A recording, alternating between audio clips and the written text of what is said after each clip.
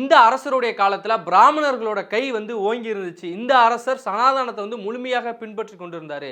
இந்த அரசருடைய ஆட்சி காலம் என்பது சாதிகளுக்கு ஒரு பொற்காலமா இருந்துச்சு. அது மட்டும் இல்லாம தமிழ் அழிந்து வடமொழி வந்து இவருடைய ஆட்சி காலத்துல அதிகப்படியான ஆளுமை பெற்றிருந்துச்சு அப்படின்னு சொல்லி ஒரு தரப்பினர் இந்த அரசருடைய ஆட்சி காலத்தின் மீது ஒரு பார்வை வந்து வைக்கிறாங்க. அதே மாதிரி மற்றொரு தரப்பினர் இன்னொரு பார்வை வந்து வைக்கிறாங்க. அதாவது சோழ பேரரசுடைய பொற்கால ஆட்சி காலம் அப்படிங்கிறது இவருடைய ஆட்சி காலத்துல தான் இருந்துச்சு. இவருடைய ஆட்சி காலத்துல தான் தமிழ் மீட்டுருவாக்கம் செய்யப்பட்டுச்சு. திருமுறை கண்ட சோழன் அப்படின்னு சொல்லி இவருக்கு ஒரு பட்டப்பேரும் இருக்குது. தமிழர்களோட கலை, கட்டிடக்கலை, பண்பாடு, நுண்கலை, கலாச்சாரம் எல்லாமே இவருடைய ஆட்சி காலத்தில் மீட்டு உருவாக்கம் செய்யப்பட்டுச்சு அப்படிங்கிற ஒரு பார்வையும் இந்த அரசன் மீது வந்து வைக்கப்படுறது. வரலாற்று பார்வையில் ராஜராஜ சோழன் யார்? தன்னுடைய சொந்த அண்ணனை கொண்டு விட்டு ஆட்சிக்கு வந்தாரா ராஜராஜ சோழன்? பல கேள்விகள் இருக்கு. உண்மையிலேயே ராஜராஜ சோழன் பற்றி முழுமையான தகவல்களை வரலாற்று ஆதாரங்களுடன் இந்த காணொலி நம்ம பார்ப்போம்.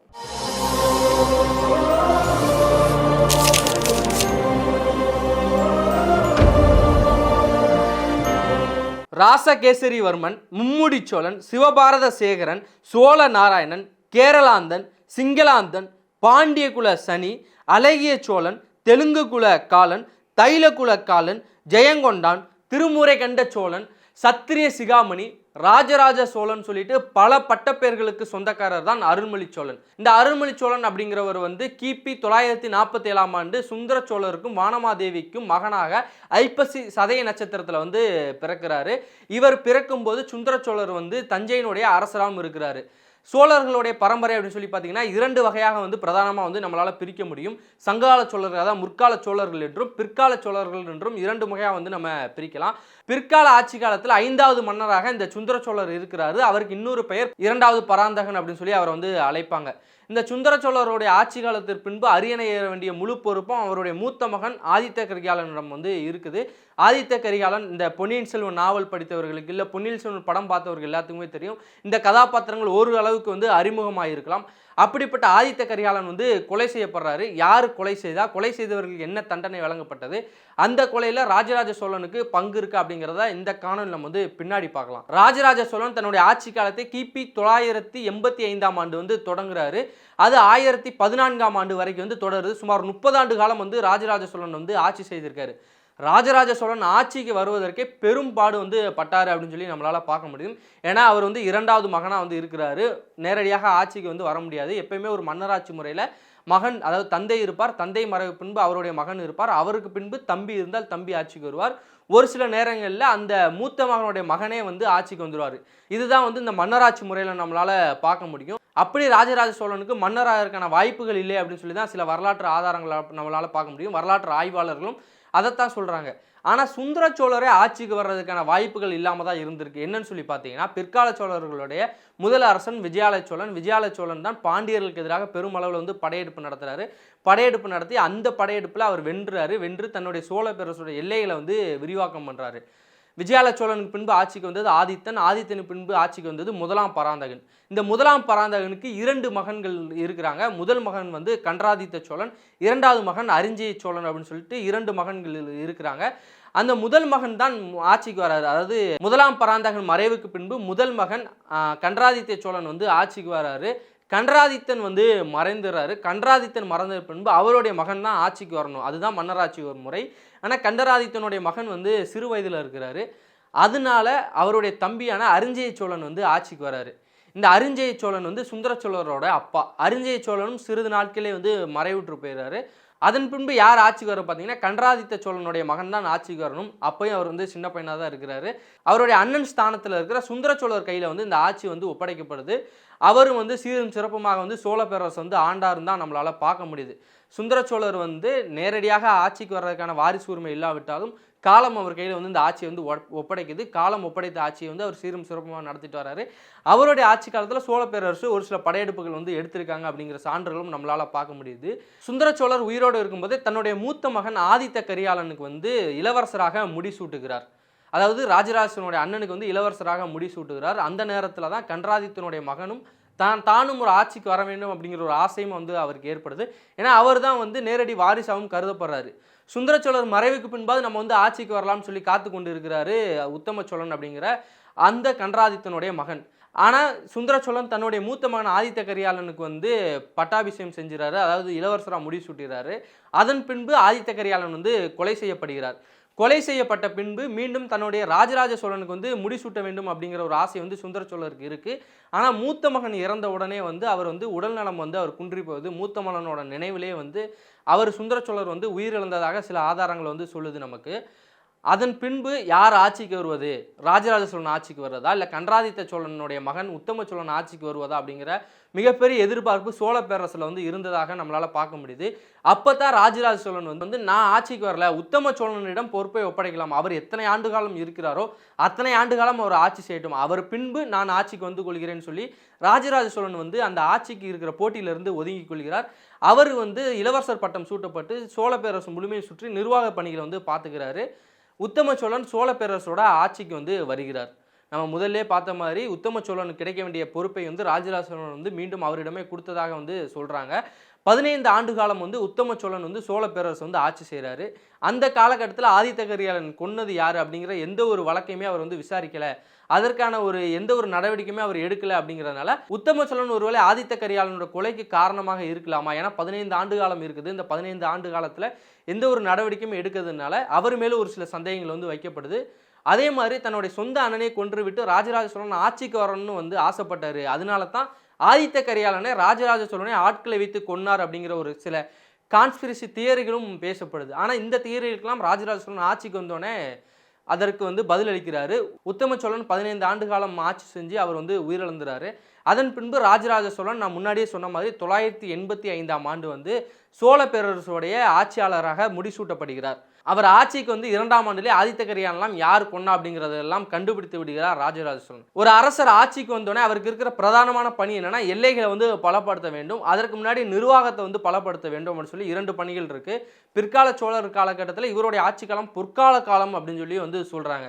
அப்படி என்ன பொற்கால காலத்தை வந்து ராஜராஜ சோழன் வந்து கொடுத்துருக்காரு, அப்படி என்ன திட்டங்களை வந்து ராஜராஜ சோழன் வந்து கொடுத்துருக்காரு அப்படின்னு சொல்லி நம்ம இன்னும் கொஞ்சம் விரிவாக வந்து பார்ப்போம். உலக வரலாற்றில் பல அரசுகள் நம்மளால பார்க்க முடியும். ரோமானிய பேரரசாகட்டும், கிரேக்க பேரரசாக இருக்கட்டும், எகிப்திய பேரரசுன்னு சொல்லி பல பேரரசுகள் பார்க்க முடியும். தமிழ்நாட்டில் பாண்டிய பேரரசு மிகவும் பழமையான பேரரசாகவும் இருக்குது. அந்த வகையில் சோழ பேரரசும் ஒரு பழமையான பேரரசு. அந்த பழமையான பேரரசில் பொற்கால ஆட்சியை கொடுக்கக்கூடிய ராஜராஜ சோழன் ஆட்சிக்கு வந்தார். ஆட்சிக்கு வந்த உடனே ஒவ்வொரு அரசனும் செய்ய வேண்டிய முக்கியமான கடமைகளில் எல்லையை பாதுகாக்க வேண்டியது ஒரு முக்கியமான கடமை. அந்த முக்கியமான கடமையை ராஜராஜ சோழன் சீரும் சிறப்புமாக செய்தார் அப்படின்னு சொல்லி பல கல்வெட்டு ஆதாரங்கள் வந்து நமக்கு கிடைக்குது. ராஜராஜ சோழனுடைய மெய்கீர்த்தி வந்து நமக்கு தெரியும்.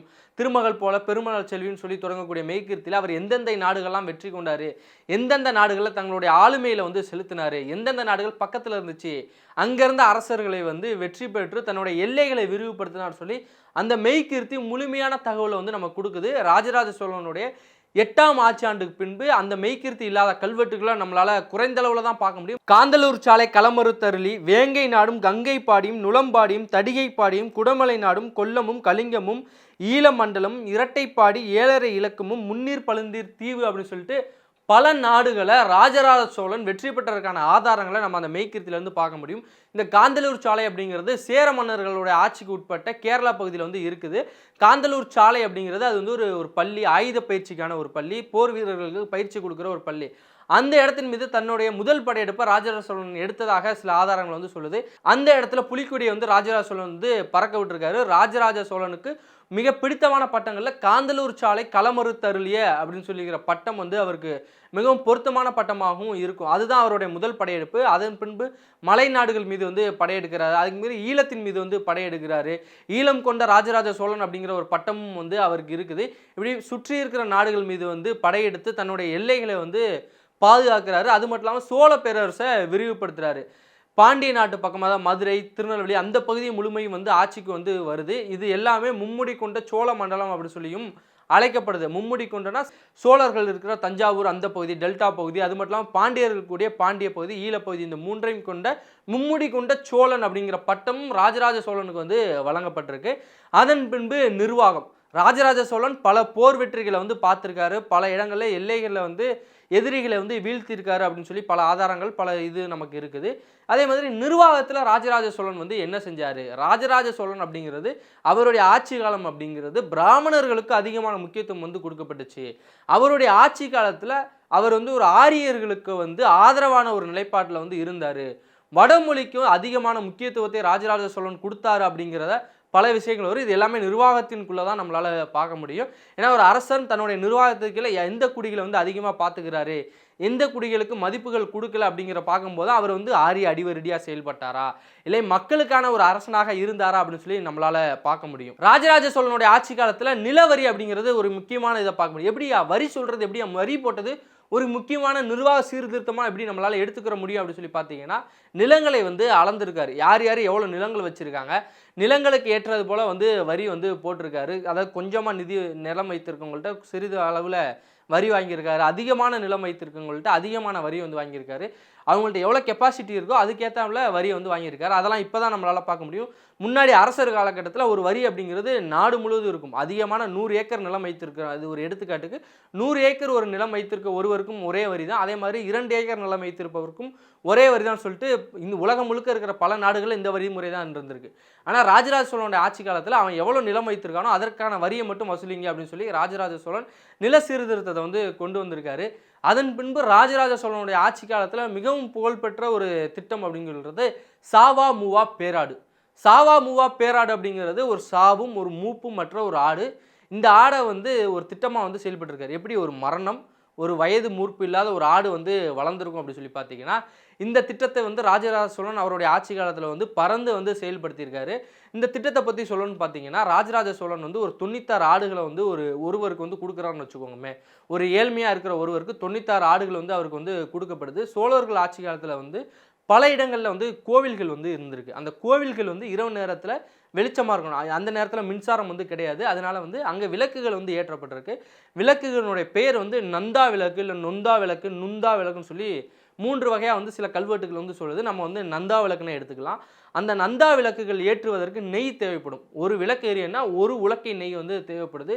ஒரு உலக்கை அப்படிங்கிறது அந்த காலகட்டத்தில் ஒரு 400 மில்லிமீட்டர், அதாவது ஒரு 1/2 லிட்டர்னு வச்சுக்கோங்கமே ஒரு அளவு. அந்த விளக்கு தினசரி எரிவதற்கு, இரவு நேரங்கள் எரிவதற்கு ஒரு 1/2 லிட்டர் நெய் வந்து தேவைப்பட்டிருக்கு. அந்த நெய்யை யார் கொடுக்குறது? தினசரி அந்த அரசு வந்து அந்த நெய்யை கொடுக்குறதுக்கான கெப்பாசிட்டி வந்து அரசுகிட்ட இருக்குது. ஆனால் அதன் மூலமாக மக்களுக்கு என்ன பயன் அப்படிங்கிற ஒரு மிகப்பெரிய கேள்வி இருக்குல்ல. அந்த இடத்துல தான் விடை காண்றதுக்கு தான் இந்த சாவா மூவா பேராடு அப்படிங்கிற திட்டம் வந்து இருக்குது.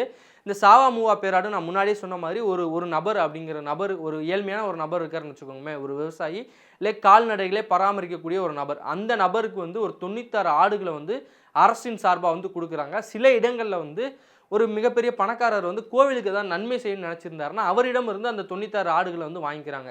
இந்த 96 ஆடுகள் அந்த விவசாயிகிட்ட வந்து கொடுக்கப்படுது. அந்த 96 ஆடுகளை பராமரிக்க வேண்டிய பொறுப்பு வந்து அந்த விவசாயிக்கு வந்து இருக்குது. அந்த விவசாயி அந்த 96 ஆடுகளை வந்து பராமரிச்சுட்டு வரணும். அந்த 96 ஆடுகள்லேருந்து வரக்கூடிய பால் பொருட்களாக இருக்கட்டும், இல்லை மற்ற பயன்பாடுகளை அவர் வந்து பயன்படுத்திக்கலாம். ஆனால் தினசரி வந்து ஒரு விளக்குக்கான நெய்யை வந்து அவர் வந்து கோவிலில் வந்து கொடுக்கணும். அந்த நெய் எத்தனை ஆண்டுக்கு கொடுக்கணும் அப்படிங்கிறது முதற்கொண்டு அந்த கல்வெட்டில் வந்து சொல்லப்பட்டிருக்கு. அந்த நெய் அப்படிங்கிறது சந்திரனும் சூரியனும் இருக்கிற வரைக்கும் அந்த நெய் வந்து கொடுக்கப்படும். இந்த உலகம் அழிகிற வரைக்கும் அந்த நெய்யை வந்து அந்த கோவிலுக்கு அந்த ஒரு விளக்குக்கான ஒரு உலக்கு நெய்யை வந்து அந்த விவசாயி வந்து கொடுக்கணும். இந்த விவசாயி கொடுக்குறாரு. ஒரு 96 ஆடு அப்படிங்கிறது கொஞ்சம் ஆண்டுகளில் பல ஆடுகளாக வந்து பரிமாணிக்கலாம், பல ஆண்டுகளாக இனவிருத்தி வந்து ஏற்படலாம். அந்த 96 ஆடு அப்படிங்கிறது ஒரு 1000 ஆடாக கூட மாறலான்னு வச்சுக்கோமே. சில நாட்கள் கழித்து வந்து யாராவது அதிகாரிகள் வருவாங்க. அதிகாரிகள் வந்து அந்த 96 ஆடுகள் வந்து பார்ப்பாங்க. இவங்க ஒரு வேளை கொடுக்கும்போது ஒரு ஆட்டோடைய வயது ஒரு 5-6 வயதில் வந்து அந்த ஆட்டை வந்து கொடுக்குறாங்கன்னு வச்சுக்கோங்கமே. அதே மாதிரி ஒரு 5-6 வயது இருக்கக்கூடிய 96 ஆடுகளை வந்து அரசு வந்து திரும்ப பெற்றுக்கிறோம் பல ஆண்டுக்கு பின்பு. அதே மாதிரி ஏழ்மையாக இருக்கிற மற்றொரு விவசாயிக்கு வந்து இந்த ஆடை வந்து கொடுப்பாங்க. இந்த 96 ஆடு வந்து முன்னாடி கொடுத்த ஆடு ஒரு வேளை இறந்து போயிருக்கலாம். அதற்கு பதில் மற்றொரு ஆடை வந்து அந்த இடத்துல ரீப்ளேஸ் பண்ணணும். இதுதான் சாவா மூவா பேராடு. இந்த சாவா மூவா பேராடு அப்படிங்கிற திட்டத்தை ராஜராஜ சோழன் வந்து இம்ப்ளிமெண்ட் பண்ணியிருக்காரு அவருடைய ஆட்சி காலத்தில். இந்த திட்டத்துக்கான ஆதாரம் எங்கே கிடைச்சிருக்குன்னு சொல்லி பார்த்தீங்கன்னா, அரிஞ்சிய சோழன் அப்படின்னு சொல்லி நம்ம முன்னாடியே ஒரு சோழரை பற்றி பார்த்துருந்தோம். அவருடைய பள்ளிப்படை இங்கே வேலூர் பக்கத்தில் மேல்பாடி அப்படிங்கிற ஒரு பகுதியில் வந்து இருக்குது. அந்த பகுதியில் ஒரு கல்வெட்டில் வந்து இந்த திட்டம் வந்து கிடைச்சிருக்கு. இந்த திட்டத்துக்கான ஆதாரமான கல்வெட்டு அங்கே வந்து கிடைச்சிருக்கு. இந்த திட்டத்தின்படி ஒரு திட்டம் 2 பயன் அப்படிங்கிறதா நம்மளால் பார்க்க முடியுது. அதாவது விவசாயி வீட்லையும் விளக்குறது, கோவிலையும் வந்து விளக்குறது. அடுத்த திட்டம் சொல்லி பார்த்தீங்கன்னா, அடுத்த திட்டம் நம்ம எல்லாருக்குமே தெரிஞ்சதான், ஒரு புகழ்பெற்ற திட்டம் இந்த திட்டம். இந்த திட்டம் அப்படிங்கிறது குடை ஓலை முறை அப்படின்னு சொல்லி சொல்லுவாங்க. அதாவது ஓட்டிங் சிஸ்டம்னே சொல்லலாம். ஒரு ஜனநாயக நாட்டில் எப்படி வந்து ஒரு தேர்தல் வச்சு ஊர் தலைவரை தேர்வு பண்ணுவாங்களோ அதே மாதிரி வந்து மன்னராட்சி காலத்தில் வந்து இந்த தேர்வு முறை வந்து நடந்திருக்கு. இதற்கான ஆதாரம் எங்கே கிடைச்சிருக்குன்னு சொல்லி பார்த்தீங்கன்னா 917 சேர்ந்த ஒரு கல்வெட்டு உத்திரமேரூரில் வந்து கிடைச்சிருக்கு. அதாவது ராஜராஜ சோழன் ஆட்சிக்கு வர்றதுக்கு முன்னாடியே இந்த திட்டம் சோழ பேரரசில் வந்து இருந்திருக்கு. ஆனால் எப்படி ராஜராஜ சோழன் பேரில் வந்து இந்த திட்டத்தை எழுதலாம் அப்படின்னு சொல்லி பல பேர் வந்து கேட்பாங்க. ராஜராஜ சோழன் ஆட்சி காலத்தில் தான் இந்த திட்டம் மிகவும் பரவலாக்கப்பட்டிருக்கு. பல கிராமங்கள் இந்த முறையில் தேர்வு முறையில் வந்து தேர்வு செய்யப்பட்டிருக்காங்க ஊர் தலைவர்களாக. ஒரு அரசன் ஆட்சிக்கு வந்துட்டான், போர் செஞ்சு எதிரிகளை வீழ்த்திட்டான், எல்லைகளை பாதுகாத்துட்டான், நிர்வாகத்தை கட்டமைக்கிறதுக்கு பல ஏற்பாடுகளை செய்து விட்டான், அவ்வளோதான் ஆட்சியா அப்படின்னு கேட்டிங்கன்னா இல்லை. அடுத்து இருக்கிறதா முக்கியமான ஒரு விஷயம். ஒரு அரசன் தன் கீழே ஆட்சியில் இருக்கிற எந்த குடிகள் மீதும் ஒரு சமயத்தை திணிக்கக்கூடாது அப்படிங்கிறது தான் எப்பயுமே இருக்கக்கூடிய ஒரு விஷயம். ஆனால் பல அரசர்கள் தன் கீழ் ஆட்சியில் இருக்கக்கூடிய நபர்கள் மீது தன் மக்கள் மீது சமயங்களை வந்து திணிச்சிருக்காங்க.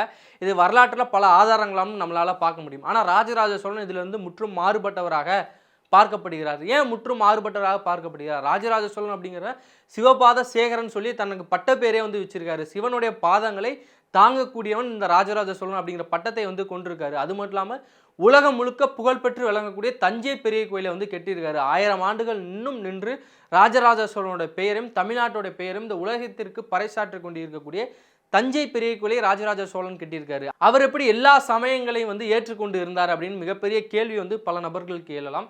ராஜராஜ சோழனுடைய ஆட்சி காலத்தில் சிவன் கோவில் மட்டும் கட்டப்படலாம். ராஜராஜ சோழனுடைய ஆட்சி காலத்தில் பல இடங்களில் வந்து விஷ்ணு கோவில்கள் வந்து கட்டப்பட்டிருக்கு. அது மட்டும் இல்லாமல் நாகப்பட்டினத்தில் சூடாமணி விகாரம் அப்படிங்கிற புத்த மதத்திற்கான ஒரு விகாரத்தையும் ராஜராஜ சோழன் வந்து கட்டி கொடுத்துருக்காரு அப்படிங்கிற சான்றும் வந்து நமக்கு கிடைக்குது. தஞ்சை பெரிய கோயில் வந்து எப்படி கட்டப்பட்டுச்சு, தஞ்சை பெரிய கோயில் வந்து ராஜராஜ சோழன் ஒரு விஷ்ணு கோயிலிருந்து தான் இன்ஸ்பயர் ஆகி கட்டினார் அப்படின்னு சொல்லி சில சான்றுகள் வந்து நமக்கு கிடைக்குது. அது பற்றி தஞ்சை பெரிய கோயில் வந்து இன்டர்லாக்கிங் சிஸ்டத்தின் மூலமாக கட்டப்பட்டிருக்கு. அதாவது ஒரு கல்லோடு பொருத்தி இந்த கோவில் வந்து கட்டப்பட்டிருக்கு. ஒரு கல்லை வந்து எல் ஷேப்பில் செஞ்சு இன்னொரு எல் ஷேப்பில் ஒரு கல்லை செஞ்சு அது மேலே பொருத்தி இந்த கோயிலை வந்து கட்டினாங்கன்னு சொல்லி நம்மளால் பார்க்க முடியும். தஞ்சை பெரிய கோயில் அப்படிங்கிறது ஒரு சமய வழிபாட்டு தலமாக மட்டும் இல்லாமல் அந்த இடம் வந்து ஒரு தமிழர்களுடைய பண்பாடு, கலை, நுண்கலை, கலாச்சாரங்களை ஒரு பாதுகாக்கிற இடமாகவும் வந்து நமக்கு கிடச்சிருக்கு, நம்மளால் பார்க்க முடியுது. தஞ்சை பெரிய கோயிலில் உட்புறத்தில் இருக்கக்கூடிய பல இடங்களில் ராஜராஜ சோழனோட புகைப்படங்கள் வந்து ஓவியமாக வரையப்பட்டிருக்கு. தன்னுடைய அரசிகள் அப்படின்னு சொல்லக்கூடிய மனைவிகளுடைய புகைப்படங்கள் நிறைய இடத்துல வரைந்து வச்சிருக்காரு.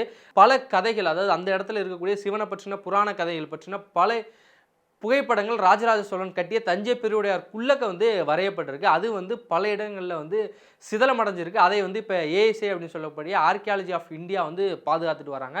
இப்படி நுண்கலையை பாதுகாக்கிற ஒரு இடமாகவும் ராஜராஜ சோழன் அந்த தஞ்சை பெரிய கோயிலை வந்து கட்டியிருக்காரு. தஞ்சை பெரிய கோயிலுக்கு ஏன் இவ்வளோ வரலாற்று சிறப்புகள் இருக்குது, 1000 ஆண்டுகளாயும் ஏன் இன்னும் தஞ்சை பெரிய கோயில் அசையாமல் இருக்குது, இவ்வளோ கற்கள் வந்து அங்கே எப்படி கிடச்சிச்சு, எந்த இடத்துல இருந்து மலையை உடச்சி கொண்டு வந்தார் ராஜராஜ சோழன், அது மட்டும் இல்லாமல் 80 டன் அந்த கல் எப்படி வந்து அவ்வளோ உச்சி கோபுரத்தை வந்து வைக்கப்பட்டது, தஞ்சை பெரிய கோயிலுடைய நிழல் தரையில் விழுமா உள்ளாதா அப்படிங்கிறத பற்றி தஞ்சை பெரிய கோயில் பற்றி ஒரு தனியாக ஒரு காணொலியில் வந்து நம்ம பார்ப்போம்.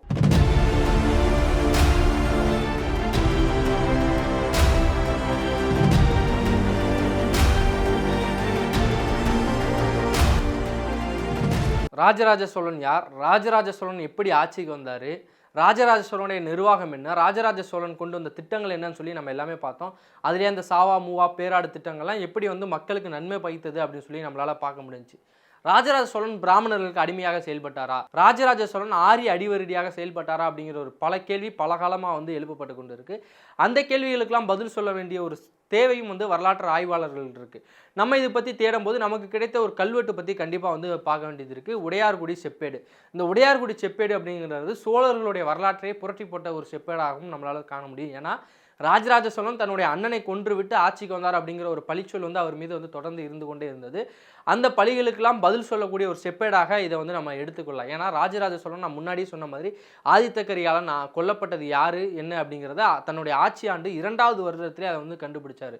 உத்தம சோழன் 15 ஆண்டு காலம் அந்த வழக்கை பற்றி எந்த ஒரு விசாரணையும் நடத்தாமல் இருந்தார். ஆனால் ராஜராஜ சோழன் ஆட்சிக்கு வந்து 2ஆம் ஆண்டிலே அந்த குற்றவாளிகளை கண்டுபிடித்து அவர்களுக்கு தண்டனை வழங்கினார். ஆதித்த கரிகாலனை கொன்றது 4 பிராமணர்கள். ஆதித்த கரிகாலன் கொல்லப்பட்டது பிராமணர்களால் அப்படிங்கிற உண்மை வந்து ராஜராஜ சோழனுக்கு வந்து தெரிய வருது. ராஜராஜ சோழன் இந்த உண்மையை தெரிந்து கொண்ட பின்பு வந்து அங்கே இருந்த பிராமணர்களை ஒருவேளை மன்னித்து விட்டிருந்தாருன்னா ராஜராஜ சோழன் பிராமணர்களோட அடிவருடியாக வந்து செயல்பட்டிருக்காரு. ஒருவேளை பிராமணர் வந்து கொல்லப்பட்டார், அரசனுக்கு வந்து தோஷம் பிடிச்சிக்கிறோம் அப்படிங்கிற ஒரு இதெல்லாம் வந்து அந்த காலகட்டத்தில் இருந்து வச்சு. ஆனால் ராஜராஜ சோழன் தன்னுடைய ஆட்சி ஆண்டு 2ஆம் ஆண்டிலே ஆதித்த கரிகாலனை யார் கொன்றாங்கன்னு கண்டுபிடிச்சாரு. கண்டுபிடிச்சவங்கள தண்டனையும் கொடுத்தாரு. அந்த தண்டனையை விரிவாக வந்து சொல்கிறது அந்த உடையார்குடி செப்பேடு. இந்த உடையார்குடி செப்பேடில் வந்து பல தண்டனைகள் பற்றி வந்து சொல்லப்படுது. அந்த 4 நபர்கள் பிராமணர்கள் வந்து ஆதித்தகரையானை வந்து கொண்டிருந்தாங்க. அந்த 4 நபர்களுடைய சொத்துகள் வந்து முழுமையாக பறிமுதல் செய்யப்பட்டது. அவர்களுக்கு பொண்ணு கொடுத்தோர், பொண்ணு எடுத்தோர் சொல்லி சிட்டிசன் படத்தில் வந்து அஜித் சொல்லுவார்கள். அந்த மாதிரி சுற்றி இருந்த எல்லாருடைய சொத்துக்களையும் ராஜராஜ சோழன் வந்து பறிமுதல் பண்ணி அவங்கள வந்து சோழ நாட்டை விட்டே விரட்டி விட்டார். இப்போ வந்து உங்களுக்கு ஒரு சந்தேகம் வரலாம், பிராமணர்களை கொன்னா தோஷம் வந்துருன்ட்டு தான் பிராமணர்களை கொல்லாமல் சொத்துக்கள்லாம் பிடுங்கி விட்டு ராஜராஜ சோழன் வந்து அவங்கள வந்து நாட்டை விட்டே அனுப்பி வச்சிட்டாரு. அதனால அவன் வந்து பிராமண அடிமை, பிராமணன் கொன்னா அவனுக்கு தோஷம் ஏற்படும்னு ஒரு பயம் இருந்துருச்சு. அதனால அவன் வந்து சனாதனத்தை வந்து பின்பற்றின ஒரு ஆரிய அடிமை அப்படின்னு சொல்லிட்டு பல நபர்கள் சொல்லலாம். இந்த இடத்துல நம்ம இன்னொரு சம்பவத்தை வந்து பொருத்தி பார்க்க வேண்டிய தேவை இருக்குது. நான் முன்னாடியே சொன்ன மாதிரி காந்தலூர் சாலை மீது படையெடுத்து சென்று அங்கே இருக்கிறவங்கலாம் கொன்னாரு ராஜராஜ சோழன். காந்தலூர் சாலை அப்படிங்கிறது சேரர்கள் வந்து பயிற்சி எடுக்கக்கூடிய ஒரு சாலை, சேர வீரர்கள் பயிற்சி எடுக்கக்கூடிய சாலை கிடையாது, நல்லா புரிஞ்சுக்கணும். சேர நாட்டில் இருக்கிற பிராமணர்கள் பயிற்சி எடுக்கக்கூடிய ஒரு சாலை, ஆயுத பயிற்சி எடுப்பாங்க. சேர நாட்டில் சோழிய பிராமணர்கள் அப்படின்னு சொல்லி ஒரு பிரிவு இருப்பாங்க, அவங்க வந்து பயிற்சி செய்கிறதா அந்த காந்தலூர் சாலை. அங்கே முழுமையாக காந்தலூர் சாலையை வந்து ராஜராஜ சோழன் வந்து அழித்திருக்காரு. இப்படி அந்த ஒரு பக்கம் வந்து பிராமணர்கள் முழுமையாக அவர் வந்து கொண்டிருக்காரு, இங்கே இருந்த பிராமணர்களை விரட்டி விட்டுருக்காரு. இப்படி பண்ணவர் வரலாற்று நெடுகில் வந்து பல ஆதாரங்கள் இருக்குது. அது மட்டும் இல்லாமல் சிதம்பர தீட்சகர்களுக்கு எதிராக அங்கே இருந்த சோழ திருமறைகளை வந்து மீட்டு கொண்டு வந்தார் அப்படின்னு சொல்லி திருமறை கண்ட புராணம் வந்து சொல்லுது. இப்படி பிராமணர்களுக்கு எதிராகவே ராஜராஜ சோழன் வந்து செயல்பட்டாருன்னு சொல்லி பல ஆதாரங்களை வந்து நம்மளால் பார்க்க முடியும், காண்பிக்கவும் முடியும். இப்படி பிராமணர்களுக்கு எதிராக ராஜராஜ சோழன் பல இடங்களில் வந்து செயல்பட்டாருன்னு சொல்லி பல வரலாற்று ஆதாரங்களை வரலாற்று ஆய்வாளர்கள் வந்து கொடுக்குறாங்க. இவ்வளவு ஆதாரங்களையும் வாங்கி கொண்டு அவர்கள் எப்படி சோழர்கள் வந்து, அதாவது ராஜராஜ சோழன் எப்படி பிராமணர்களுக்கு எதிராக செயல்பட்டாருன்னு சொல்கிறாங்க தெரியலன்னு சொல்லி வரலாற்று ஆய்வாளர்கள் கேள்வியும் எழுப்புறாங்க. 30 ஆண்டு காலம் சோழ பேரரசுடைய பொற்கால ஆட்சியை கொடுத்த ராஜராஜ சோழன் ஆட்சி காலத்தில் இவ்வளோதான் நடந்துச்சு அப்படின்னு கேட்டிங்கன்னா இன்னும் பல விஷயங்கள் வந்து நடந்திருக்கு. தஞ்சாவூர் கோயில் கட்டப்பட்ட பின்பு பல வரலாறு இருக்குது. அது மட்டும் இல்லாமல் பல இடங்களுக்கு ராஜராஜ சோழன் போர் பற்றி இன்னும் பல காணொலிகள் நம்மளால் போட முடியும். அப்படி தொடர்ந்து ராஜராஜ சோழனுடைய போர் என்ன, ராஜராஜ சோழன் எப்படி தஞ்சாவூர் பெரிய கோவிலை கட்டினார் அப்படின்னு சொல்லி தொடர்ந்து வர்ற காணொலிகள் நம்ம பார்ப்போம். சாட்டை எடுத்து நாட்டை திருத்து இளம் தலைமுறை.